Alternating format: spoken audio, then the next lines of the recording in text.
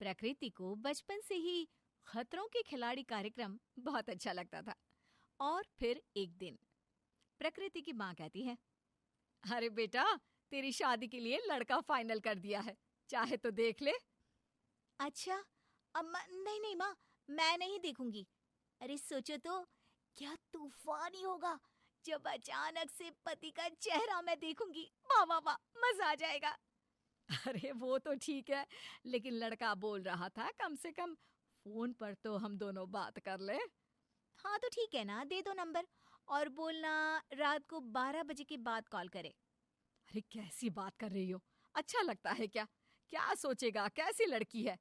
यही तो तूफानी है। अरे दिन में या सुबह तो हर कोई बात करता है, लेकिन होने वाले पति से रात के 12 बजे खतरों के खिलाड़ी ही बात करते हैं माँ। प्रकृति की डिमांड देखकर लड़के को हैरानी होती है। फिर उसका दोस्त कहता है, अरे क्या हो गया भाई, शादी तय हो गई है तो क्यों दुखी लग रहा है?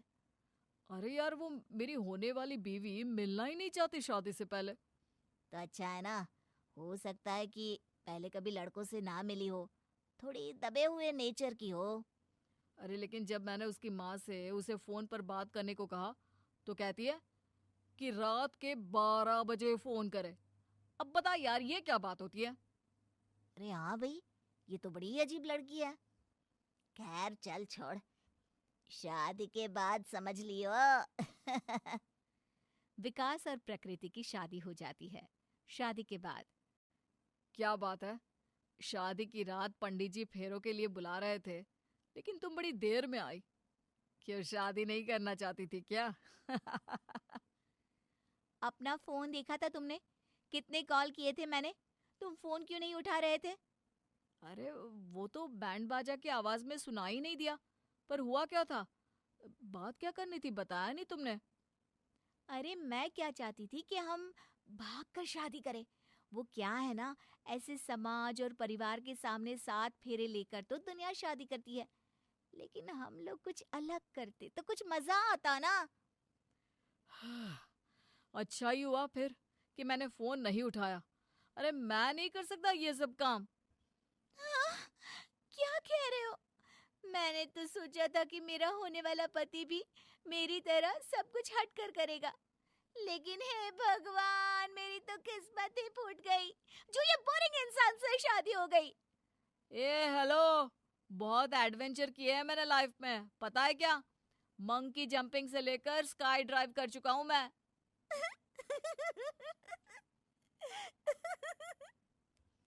अरे रोहित शेट्टी का खतरों का खिलाड़ी नहीं देखते हो क्या? अच्छा सुनो, चलो ना रात को कहीं घूमने चलते हैं। और रात को नहीं, सुबह सुबह चलेंगे। अभी यार सेफ नहीं होता बाहर जाना। वही तो कर रहा है, जो सेफ है वो तो सब करते हैं, मैं तो वही करती हूँ जो सेफ ना हो, बोले तो तूफानी।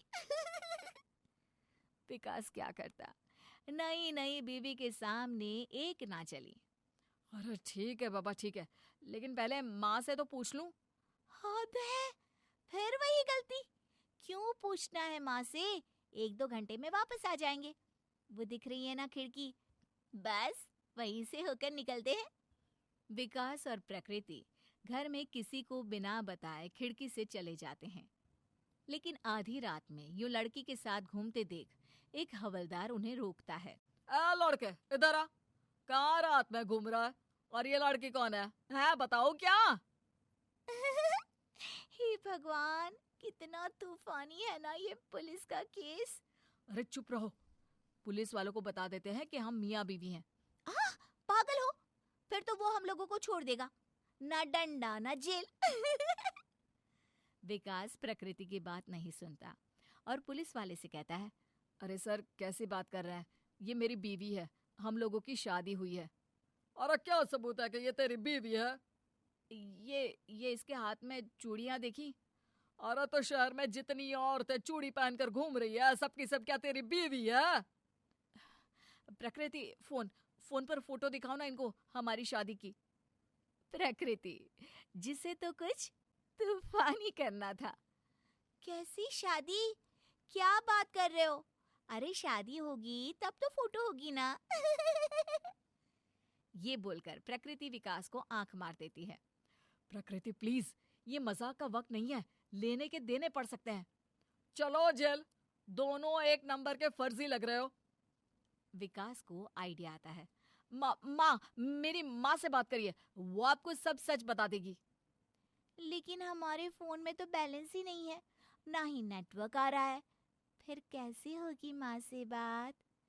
माँ का नंबर तो याद होगा ना, ला नंबर दे, मैं लगाता हूँ अपने फोन से। पुलिस वाला विकास की माँ को फोन करता है। हाँ जी, या आपका लड़का यहाँ आधी रात को एक लड़की के साथ घूम रहा है। माँ, जिसे तो कुछ पता ही नहीं था। पागल हो गए हो?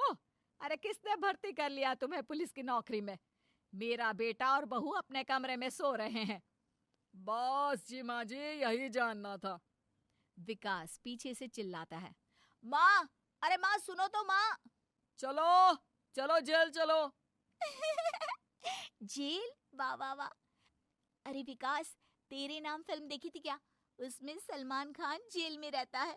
बड़ा ही हैंडसम लग रहा था। विकास, तुम भी ना किसी हीरो से कम नहीं लगोगे। विकास को लेकर पुलिस वाला जेल जाता है, जहां वो लोग पूरी रात जेल में ही रहते हैं। सुबह प्रकृति के पापा उन लोगों को छुड़वाने आते हैं। क्या विकास, ये क्या हरकत है तुम लोगों की? ऐसा कौन करता है बेटा? पूरी रात मेरी फूल सी बच्ची जेल में रही। विकास को गुस्सा आ जाता है। वो ससुर को सारी बात बता देता है।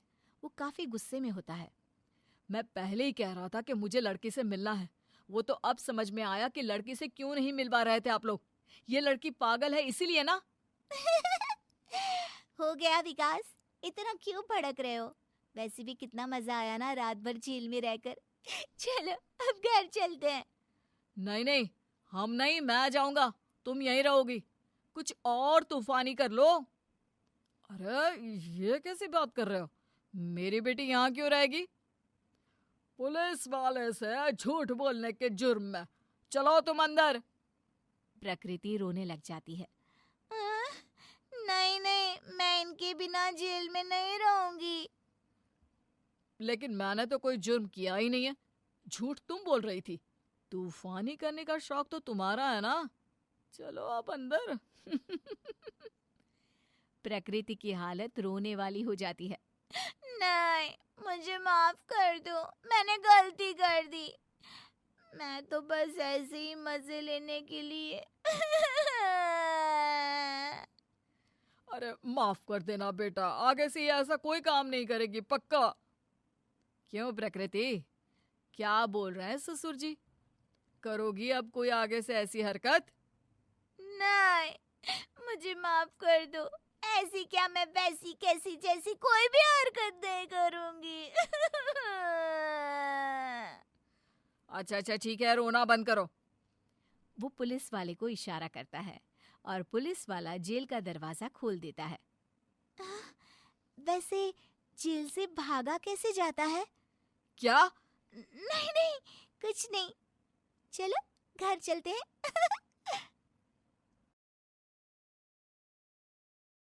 संजना, जो कि एक वर्किंग लेडी थी, उसके 2 बच्चे थे। वो कानपुर जैसे आईटी शहर में अपने पति सुजल, सास मीता और ननद जीना के साथ रहती थी। ननद की शादी हो चुकी थी और उसका एक बेटा भी था। उसके बावजूद वो अपने मायके में ही रहा करती थी। घर चलाने के लिए संजना और सुजल दोनों भी एक आईटी कंपनी में जॉब करते थे। एक दिन सुबह, मम्मी जी, मैंने घर का सारा काम कर दिया है, शाम को आप सब्जी काट कर रखना, आके मैं खाना बना दूंगी। ठीक है बहू। क्या हुआ मम्मी जी, बीमार सी क्यों लग रही हो? माँ बीमार है तो बीमार ही लगेगी ना। अब आप तो कंधे पर पर्स लटका कर ऑफिस चली जाती हो। घर में 70 काम होते हैं, थक जाती है माँ, तो बीमार तो पड़ना ही है। ऊपर से एक आप हो, माँ का हाल चाल तक नहीं लेती, बस अपने काम में बिजी रहती हो। सॉरी माँ जी, मैंने बहुत दिनों से आपसे आपका हालचाल तक नहीं पूछा। दीदी ये लो पैसे, माँ की दवाई करा लेना, फिर मैं कल इन्हें चेकअप के लिए भी लेकर जाऊंगी। ठीक है। फिर संजना काम पर चली जाती है और संजना के जाती ही, कैसी रही मेरी एक्टिंग? एकदम झकास माँ। आपका उतरा हुआ चेहरा देखकर तो कोई कह ही नहीं सकता था कि आप बीमार ना हो। डेली सोप में जाती तो बेस्ट सास का अवार्ड तो आप ही ले आती। अब मैं इतनी अच्छी एक्ट्रेस हूँ तो मैं क्या करूँ? क्या करूँ? पिज्जा ऑर्डर कर दो और 4 कोक भी। बेटी होकर माँ पर हुक्म चलाती है। इट्स नॉट फेयर बेटा जी। अच्छा मेरी माँ जी, मैं ही ऑर्डर कर देती हूँ। वैसे 4 कोक क्यों? हम तो 5 लोग हैं ना। माँ, लड़की जात को खिला पिला कर क्या करोगी? कल को तो उसको दूसरे घर जाना ही है। खा पी कर भैंस हो जाएगी तो कोई उससे शादी भी नहीं करेगा, फिर रखना उसे अपने घर। इससे अच्छा है कि अभी से कम खिलाओ। हाँ बेटी, तू सही कह रही है। फिर जीना पिज्ज़ा और कोक मंगाती है और जीना, मीता, जीना का बेटा पिंटू और संजना का बेटा सोनू सब मिलकर मज़े से पिज्ज़ा पार्टी करते हैं। वहीं चिंकी दूर खड़ी सब देख रही होती है। दादी, चिंकी को भी पिज्जा दो ना, वो दूर से देख रही है। अभी से ये सब खाएगी तो मोटी हो जाएगी वो। इससे अच्छा ना खाए वही ठीक है। अरे तू खाना बेटा, उसकी चिंता ना कर। इस तरह जीना और मीता चिंकी को खाने के लिए पूछती तक नहीं। वहीं शाम को, माँ अब आपकी तबीयत कैसी है? मुझे क्या हुआ? आप बीमार थी ना? अरे हाँ, वो डॉक्टर आकर चेकअप करके गए, दवाइयाँ भी दी है। अब ना एकदम मैं चंगी हो गई हूँ। माँ कौन सी दवाई दी है? लाओ एक बार मैं रीचेक कर लेती हूँ, वरना कोई गलत दवाई ना दे दी हो। भाभी ये क्या, आप मुझे इतना मूर्ख समझती हो क्या कि मैं माँ को कोई भी गलत दवाई दे दूंगी? आप चिंता ना करो, सब दवाई बराबर है, मैंने चेक किया है। ओ अच्छा ठीक है, मैं फ्रेश हो लेती हूँ। आज तो तूने बाल बाल बचा लिया बेटी, वरना आज तो चोरी पकड़ी जाती। माते, हम हैं तो क्या गम है, आप तो बस लाइफ एक्सप्लोर करो जी। ऐसे ही कुछ दिन बीतते हैं। फिर एक दिन, माँ मैंने बच्चों को स्कूल बस से भेज दिया है, शाम को 4 बजे बस चौराहे पर आएगी, आप जाके तीनों बच्चों को वहाँ से पिकअप कर लेना। ठीक है, मैं आज से तीनों को पिकअप कर लूँगी। हाँ बेटा। वहीं शाम के समय जब मीता बच्चों को पिकअप करने जाती है, दादी, दादी, नानी, ऐसा कहकर तीनों बच्चे मीता को गले लगने के लिए दौड़ते हैं कि तभी मीता सोनू और पिंटू को गले लगा लेती है। अरे मेरे बच्चों, स्कूल से आ गए? तू क्या देख रही है चिंकी? दादी आपने मुझे गले नहीं लगाया, ऐसा क्यों? अब मेरी बाहें हैं, शाखा है नहीं कि एक साथ सबको लपेट लूं। अरे चलो अब घर। मीता बच्चों को घर लाते समय पिंटू और सोनू का हाथ पकड़कर उन्हें घर लाती है। वहीं चिंकी पर बिल्कुल ध्यान नहीं देती, जिस कारण चिंकी गायब हो जाती है। शाम के समय, माँ चिंकी कहाँ गई, दिख क्यों नहीं रही है? अरे पता नहीं बहू, मैं तो गुड़िया रानी को साथ लाई थी, यहीं कहीं खेल रही होगी। ओह रियली मम्मी जी? तभी संजना चिंकी को हॉल में लाती है। ये देखिए मम्मी जी, ये बेचारी बाहर चौराहे पर खड़ी हुई रोती हुई मिली। बताओ मम्मी जी, अगर चिंकी को कुछ हो जाता तो? आप इतनी लापरवाह कैसे हो सकती हो? मीता को कुछ समझ में नहीं आता कि ये सब कब हुआ। तभी, क्यों भाभी, माँ पर इतना क्यों भड़क रही हो? अरे गलती से हो गई गलती, अब क्या जान लोगी क्या माँ की? संजना घर में कलेश नहीं चाहती थी, इसलिए वो कुछ नहीं कहती। वहीं जीना, संजना और चिंकी के साथ साथ अब अपनी माँ को सूजल और सोनू के खिलाफ भी भड़काना शुरू कर देती है। एक दिन, माँ मैं और संजना हमारे एक कॉमन फ्रेंड के यहाँ डिनर पर जा रहे हैं। आने में थोड़ी देर हो जाएगी शायद।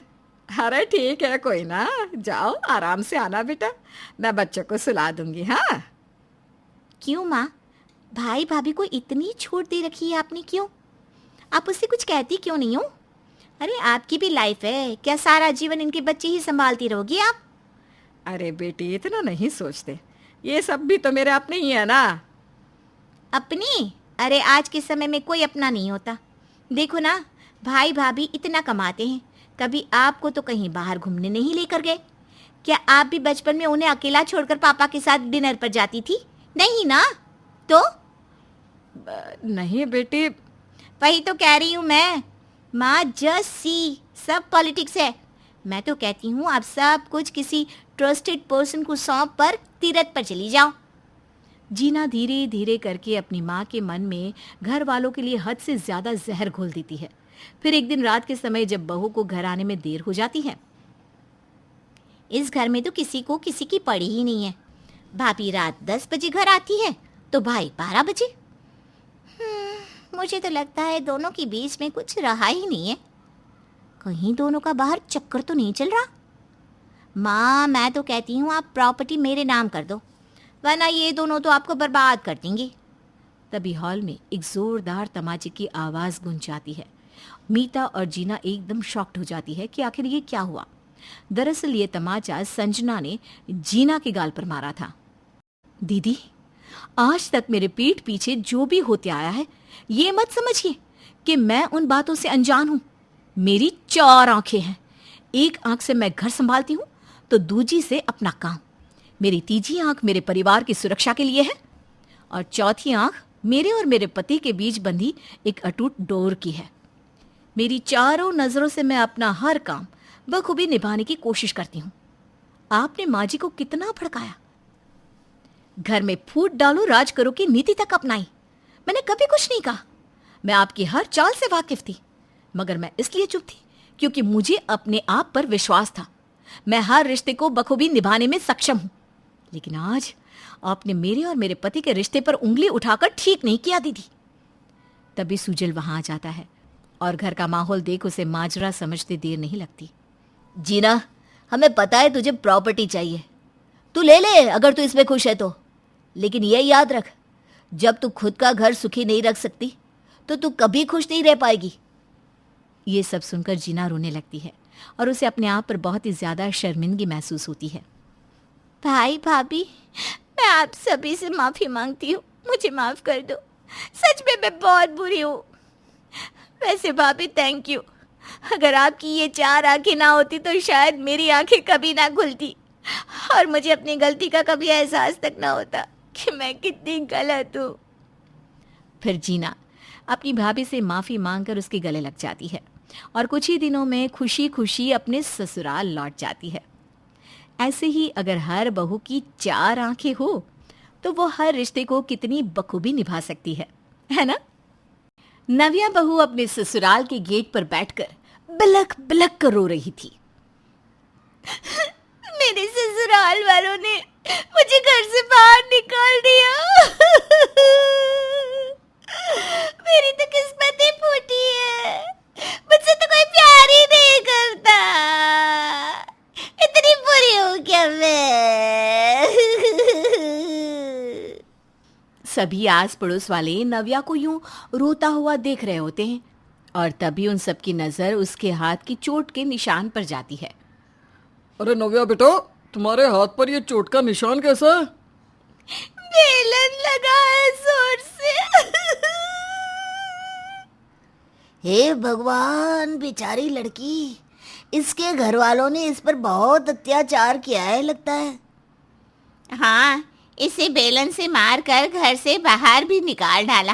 कितने बेरहम लोग हैं। ऐसे लोगों को तो मार मार कर उनका भरता बना देना चाहिए। मुझे लगता है कि हमें पुलिस को बुलाना चाहिए। इस बेचारे को इंसाफ तो मिलना ही चाहिए, वरना इसके ससुराल वाले इसका जीना दुश्वार कर देंगे। हाँ बहन जी, आप बिल्कुल सही कह रही हैं। रुकिए, मैं अभी पुलिस को फ़ोन लगाता हूँ। कुछ ही देर बाद मोहल्ले में पुलिस की वैन आती है और पुलिस ऑफिसर सीधे नव्या के ससुराल में घुसकर उसके पति अद्वैत को डंडे से मारने लगते हैं। क्यों रे, बहुत मर्दानगी दिखाता है क्या बीवी को मारकर? हाँ, ये ले ले ले, ये मारेगा और मारेगा, बोल। रुकिए, अरे रुकिए इंस्पेक्टर साहब, रुकिए तो। अरे रुक जाइए इंस्पेक्टर साहब, मत मारिए मेरे बेटे को, इसकी कोई गलती नहीं है। मत मारिए भैया को इंस्पेक्टर साहब, प्लीज। इंस्पेक्टर साहब, हमारी बात तो सुनिए। तभी पुलिस इंस्पेक्टर रुक जाते हैं और सास राजेश्वरी, ससुर बलवंत और ननद डॉली कहते हैं, अरे ऐसे कैसे इंस्पेक्टर हो आप? आपको कुछ पता भी है यहाँ क्या हुआ है? बिना कुछ जाने समझे मेरे बेटे की ही सुताई कर दी। देखिए उसके शरीर का हर एक भाग लाल हो गया है। नव्या भाभी डायमंड सेट मांगने की जिद कर रही थी और जब भैया ने मना किया तो वो रोने लग गई और दोनों में झगड़ा होने लगा। और जिस झगड़े से परेशान होकर राजेश्वरी ने अद्वैत को बेलन मारा, लेकिन तभी नव्या बहू बीच में आ गई और उसके हाथ पर बेलन लग गया और फिर नव्या रोते रोते बाहर चली गई। लेकिन हमें तो आपके आस पड़ोस वालों ने यह कहा कि आप ही लोगों ने इन्हें बेलन से मारा है और घर से बाहर भी निकाल दिया है।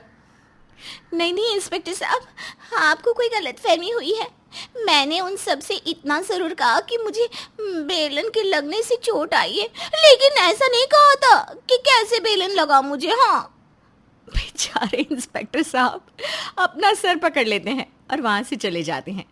नव्या ऐसे ही रोती रहती है और हमेशा विक्टिम यानी कि दुखी बनकर दूसरों को फंसाती रहती है और मुसीबत में डालती रहती है। ओ गॉड नव्या भाभी, आपको ना कुछ भी नहीं आता, ना साफ सफाई करना, ना ही ढंग का खाना बनाना। सीधे देखो कैसे आपने मेरे पराठे को जला दिया है। अब मैं इस जले हुए पराठे को खाऊं क्या? आप ना किसी काम की नहीं हो। जाओ जाकर दूसरा अच्छा वाला पराठा बनाकर लाओ। नव्या रोनी सूरत बनाती है और गुस्से से डॉली के पराठे की प्लेट को रसोई में ले जाकर पटकती है। समझती क्या है अपने आप को? ननद है तो मालकिन बन के हुक्म देगी। अरे रुक बेटा, तुझे तो मैं अब अच्छे से बताती हूँ कि मैं किस काम की हूँ। नव्या डॉली के कमरे में जाकर उसकी बुक्स की हैंडराइटिंग की कॉपी करके उसी हैंडराइटिंग में एक पेपर पर कुछ लिखती है और बाद में अपनी सारी साड़ियों को जला देती है और उन पर वो लिखा हुआ नोट भी साइड में रख देती है और जोर से रोने का टेप शुरू कर देती है। हाय मेरी साड़ियाँ, डॉली मैंने तुम्हारा क्या बिगाड़ा था? नव्या के रोने की आवाज सुनकर सभी उसके कमरे में आ जाते हैं और तब क्या हुआ नव्या बहू, तुम रो क्यों रही हो? अरे बाप रे, ये तुम्हारी साड़ियां किसने जला दी? डॉली ने। डॉली, तूने अपनी ही भाभी के साथ ऐसा क्यों किया? भैया मैंने कुछ भी नहीं किया है। ये देखिए इस चिट्ठी में क्या लिखा है, पढ़िए इसे। अद्वैत उस नोट को पढ़ने लगता है। आपने पराठे जलाए ना, अब देखना भाभी, मैं आपकी साड़ियाँ जलाऊंगी और अगर मेरे हुक्म को सर आंखों पर नहीं रखा तो मैं आपको सांस तक नहीं लेने दूंगी। फिर चाहे मेरे बूढ़े और बेवकूफ़ माँ बाप बीच में क्यों ना आए या वो छछूंदर भाई। ये सब सुनकर राजेश्वरी, बलवंत और अद्वैत तीनों गुस्से से आग बबूला हो जाते हैं। बेशरम लड़की, तू हमारे बारे में ऐसा सोचती है? हम बेवकूफ़ हैं। माँ मेरा यकीन कीजिए, माना कि ये मेरे जैसी ही हैंडराइटिंग है, लेकिन ये सब मैंने नहीं लिखा माँ। और फिर इस तरह नव्या अपनी ननद को उसी के माँ बाप से पिटवा देती है और उसके मन को खूब शांति मिलती है। ऐसे ही रोने का ढोंग रचा रचा कर नव्या दूसरों को दुविधा में डालती रहती। एक दोपहर अचानक से नव्या की माँ कांता और उसके पिता केशवलाल आते हैं और बहुत गुस्से में होते हैं। समधन जी, आपको जरा भी शर्म नहीं आती? अरे मेरी भी एक बहू है, लेकिन मैं उसके साथ इतना अत्याचार तो नहीं करती। नव्या ने रोते रोते हमें वीडियो कॉल पे सब बताया कि कैसे उसकी तबीयत इतनी खराब होने के बावजूद भी आप उससे काम करवा रही हो। नव्या एक कोने में बैठकर रो रही है। उसका सिर्फ सर दर्द हो रहा होता है, लेकिन अपने माँ बाप के सामने रो रो कर वो उनसे अपनी सास को और भी डांट पड़वाती है। देखिए समधी जी, समधन जी, पहले ही कह दे रही हूँ, मेरी फूल सी बच्ची पर इतने अत्याचार करना बंद कर दीजिए, वरना इसका अंजाम बहुत बुरा होगा। अरे लेकिन कांता बहन, मेरी बात तो सुनिए। कांता और केशवलाल वहां से चले जाते हैं और राजेश्वरी उनके डर के मारे खुद ही सारा काम करती और थोड़ा काम डॉली से करवाती।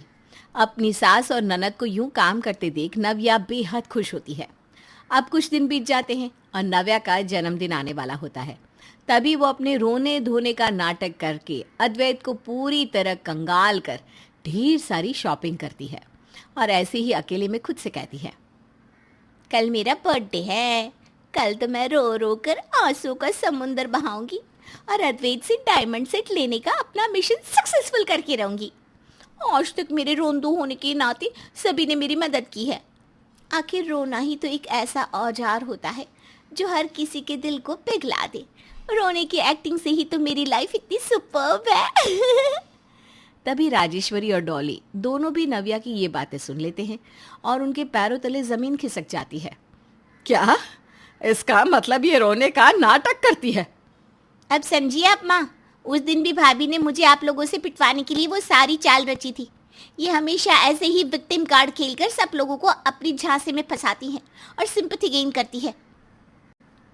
लेकिन अब नहीं, अब बस बहुत हुआ। अब कल देखना क्या होता है। राजेश्वरी और डॉली सभी घर वालों को, पास के मोहल्ले वालों को और नव्या के मायके वालों को नव्या की सच्चाई बताते हैं। और अगले दिन जब कोई उसे बर्थडे विश नहीं करता तब, ओ हेलो, आज सब खाने में व्यस्त हैं। मैं आप सबसे कुछ कह रही हूँ। अरे आज मेरा जन्मदिन है। अद्वैत, तुमने बर्थडे पार्टी के लिए होटल तो बुक कर लिया है ना? कम ऑन यार, आप सब मुझे विश तो करो। बहू, जाकर चावल उबालने को रख दो। माँ, पापा, भैया, चलो मैं कॉलेज के लिए निकलती हूँ, मुझे लेट हो रहा है। Bye, have a good day everyone. चलो, मैं अभी अपने दोस्तों के पास जाता हूँ। नव्या, चावल उबालने से पहले मुझे वो अलमारी में से मेरी नीले रंग की फाइल ढूंढ कर दे देना। लेकिन मेरा जन्मदिन।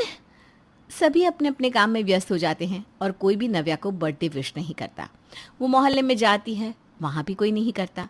फोन पर उसकी माँ कांता और पिता केशवलाल भी नहीं करते।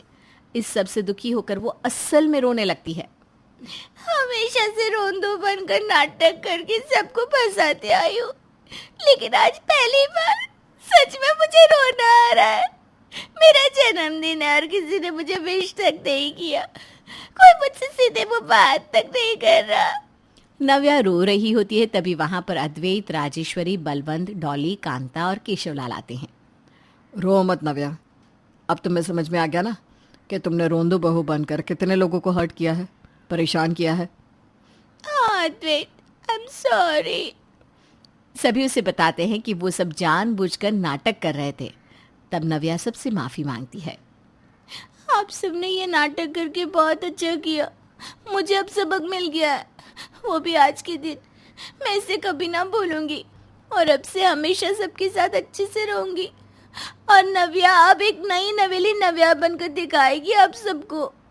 नव्या सभी के गले लगती है और सभी उसे माफ कर देते हैं। नव्या अपना बर्थडे केक कट करती है और पूरा परिवार एक साथ नव्या का बर्थडे सेलिब्रेट करता है। आशु कभी शादी नहीं करना चाहता था। कई लड़कियों से मिलने के लिए उसकी माँ उसे मिलाने की कोशिश करती, लेकिन उसे कोई पसंद ही नहीं आती। देख आशु, मुझसे नहीं होता घर का काम और सारा दिन अकेले रह रहकर मैं बोर हो जाती हूँ। किसी न किसी से तो शादी करनी है। अभी उम्र है तो ठीक लड़की भी मिल जाएगी, नहीं तो बस कोई बुढ़िया या 2 बच्चों की अम्मा मिलेगी। ओफो माँ, कितना सोचती है। रहने दे, ना मिले तो। अच्छा सुन, तेरी बुआ की बेटी की शादी है, मैं तो जा नहीं सकती, यहाँ कीर्तन है, तू चला जा। और हाँ, ये लड़की देख तेरी बुआ ने बताई है, जाकर मिल लेना। उन लोगों को भी मैंने तेरी फोटो भेज दी है। माँ, मैं नहीं कहीं जाने वाला, ये सब मुझे अच्छा नहीं लगता माँ, समझा करना। अरे एक बार फोटो तो देख ले बेटा, ना पसंद आए तो बोलना। बेटा फोटो देखता है, उसे रश्मि की फोटो इतनी पसंद आती है कि वो तय कर लेता है कि वो उससे शादी करेगा। अब माँ, अब तो इतनी जिद कर रही है तो मैं तैयार हूँ। माँ समझ जाती है कि आशु को लड़की पसंद आ चुकी है। खैर, आशु शादी में पहुँचता है, जहाँ सामना होता है सुंदर सी रश्मि से। ओए, क्यों घुरा जा रहा है? बताओ, मैं लड़की की दोस्त हूँ, अंकल से बोलकर शादी के बाहर फेंकवा दूंगी। आशु से इस तरह किसी ने कभी बात नहीं की थी। वो मन ही मन सोचता है, माँ ने तो कहा था कि उसके घर भी मेरी फोटो भेजी है, लगता है फोटो पहुंची नहीं होगी, वरना ऐसे बात तो नहीं करती। आशु की नजर रश्मि से हट ही नहीं रही थी। वहीं रश्मि को लग रहा था कि आशु एक खराब लड़का है। यार देखना, वो लड़का जब से आया है घूर ही रहा है। अरे वो दुल्हन का भाई है। अरे तो क्या लाइसेंस मिल गया है घूरने का? मैं तो इसकी कंप्लेन कर दूंगी। शादी का सारा कार्यक्रम ठीक ठाक चल रहा होता है कि आशु की बुआ अचानक परेशान से दिखती है। क्या हो गया बुआ, अब परेशान से दिख रही हो? कुछ नहीं बेटा, कुछ भी तो नहीं। तूने खाना खाया कि नहीं? आराम कर बेटा, थक गया होगा। लंबी यात्रा करके आया है ना? अरे नहीं नहीं बुआ, मैं ठीक हूँ, लेकिन ये बताइए हुआ क्या है? बुआ आशु को कुछ नहीं बताती। वो वहाँ से चली जाती है कि अचानक आशु के कान में रश्मि की आवाज आती है। यार मुझे तैयार होना है, कोई नहीं है, पार्लर कैसे जाऊं? आशु को तो जैसे मौका मिल जाता है रश्मि से बात करने का। अब मैं ले जा सकता हूँ आपको पार्लर? नहीं, मैं ऐसे ही ठीक हूँ। अरे देखिए, आप मुझे गलत समझ रही हैं। मैं आपको क्लियर करता हूँ कि मैं कौन हूँ। देखिए, मुझे कुछ भी नहीं सुनना। वैसे भी मेरी शादी तय हो चुकी है। आशु को विश्वास नहीं होता है कि जिस लड़के से बात करने के लिए माँ ने भेजा है उसकी शादी पहले ही तय हो गई। चलो अच्छा ही है। वैसे अब दोस्त के खातिर ही चलो, मैं तुम्हें लेकर चलता हूँ ना पार्लर। दोनों पार्लर के लिए जा रहे होते हैं कि अच्छा, तो कहाँ शादी तय हुई है तुम्हारी? शहर में कहीं, पता नहीं कहाँ। मुझे माँ ने कहा है कि बस तुम्हारी शादी तय हो गई है। आशु को बड़ा आश्चर्य होता है। यहाँ मैंने कितनी लड़कियां देखकर मना कर दिया, और तुमने बिना देखे शादी को हाँ भी कर दी। वाह यार। अरे तो पापा ने देखा है ना, पापा पर बड़ा विश्वास है मुझे। वो भी कई लड़के रिजेक्ट कर चुके हैं। आशु को रश्मि की बात बहुत ज्यादा ही अजीब सी लगती है। अरे लड़की को भी हक होता है क्या मना करने का? उन्हें तो शुक्र करना चाहिए कि किसी ने तो उनसे शादी करने को हाँ की। ये सुनकर रश्मि का गुस्सा 7वें आसमान में पहुंच जाता है। अच्छा लग रहा है, काफी लोगों ने मना किया है तुमको। मुझे? हाँ, बोल सकती हो। वैसे किसने मना कर दिया? खैर छोड़ो, पार्लर आ गया, मैं चली। आशु को रश्मि की शादी तय हो गई है ये सुनकर अच्छा नहीं लगता। वो माँ को फोन करता है। क्या माँ, तूने तो मेरा पूरा हफ्ता बर्बाद कर दिया। आगे से मुझे ये लड़की वड़की देखने वाला काम ना बताना, समझी? अरे क्या हो गया? पसंद नहीं आई क्या रश्मि तुझे? पसंद नहीं आई होती तो यहाँ तक नहीं आता मैं। माँ, उसकी शादी तय हो चुकी है, उसने खुद मुझे बताया। मैं तो अभी भी उसी के साथ हूँ। वैसे माँ, बुआ बहुत परेशान थी। क्यों परेशान थी, एक बार बात कर लेना ना। अच्छा चल माँ, वो आगे मैं रखता हूँ। गर्लफ्रेंड से बात कर रहे थे क्या? हाँ, अब क्या सफाई दूं तुम्हें, जो समझो। वैसे माँ से बात कर रहा था। एक बात बताओ, यहाँ की लड़कियाँ, मतलब छोटे शहरों की लड़कियों की सोच क्या होती है? क्या वो अपने लिए स्टैंड नहीं कर सकती? जैसे तुमको वो लड़का पसंद नहीं आया जिससे तुम्हारे पापा शादी करवा रहे हैं, तो क्या तुम मना कर दोगी? नहीं, मैं नहीं करूंगी, क्योंकि मैंने पहले भी कहा ना, मुझे पापा पर विश्वास है। चलो घर आ गया। रश्मि चली जाती है। अच्छा ही हुआ कि यहाँ की लड़कियों से शादी नहीं हुई। ये लड़की कितनी डरपोक है, शादी कर रही है, वो भी बिना लड़के को देखे। चलो शादी में बारात भी आ गई है। आशु अंदर जाता है जहाँ सारा माहौल बिगड़ा सा होता है।